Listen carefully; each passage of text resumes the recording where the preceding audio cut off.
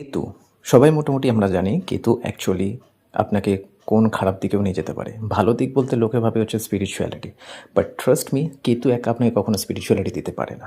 ঠিক আছে, শুধু কেতুই যে আপনাকে স্পিরিচুয়াল পথে নিয়ে যাবে সেটা ভুল।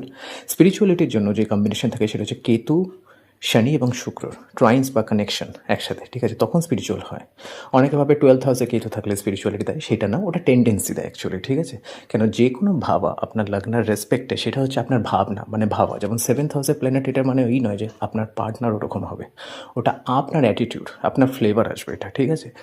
তো কেতুর অনেক বাজে সাইড আছে, ডাউন সাইড আছে, যেমন overthinking, stress, flaws, conflict, even suicidal tendency, যে কোনো মেন্টাল ডিজিজ, ঠিক আছে, বা ইভেন যারা মার্ডারার হয়, কেতুর অনেক বড় হাত থাকে। আপনাকে ঠিক থাকতে দেবে না, আপনাকে পাগল করে দেবে, সেটাও কেতুর ভিতরে আছে। তো স্পিরিচুয়ালিটি বললে কেতুকে অত বেশি প্রাধান্য দেওয়ার কোনো মানে হয় না, স্পেশালি আজকের ডেটে। তো কেতুর সব থেকে রেমেডি হিসাবে যদি আমি আপনাদেরকে বলি, আগে দেখুন কেতু কোন সাইনে এক্সল্টেড হয়। কেতু হচ্ছে স্করপিওর কোলর, কিন্তু এক্সল্টেড হয় স্যাজিটেরিয়াস, মানে বৃহস্পতি রাশিতে। আরেকটা হচ্ছে পাইসিস সাইনে দাঁড়িয়ে আছে। তো বৃহস্পতি দ্বারা আপনি কেতুর নেগেটিভিটি স্পেসিফাই করতে, নালিফাই করতে পারেন। তো বৃহস্পতি ধাতুমূলা জীব হিসাবে, বৃহস্পতি আপনি যদি জীবাত্মা হিসেবে দেখেন, সেটা হচ্ছে নলেজ, ঠিক আছে।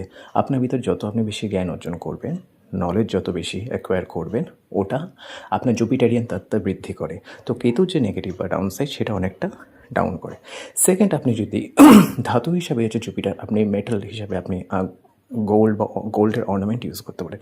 শরীরে যত বেশি গোল্ড থাকবে, সোনা থাকবে, বা আপনি বেশি যত নলেজ গ্যাদার করবেন, ওটা আপনার জুপিটারই তত্ত্ব বৃদ্ধি পায় এবং কেতুর যে নেগেটিভিটি কমতে থাকে, ঠিক আছে, কিছুটা হলেও হয় সেটা।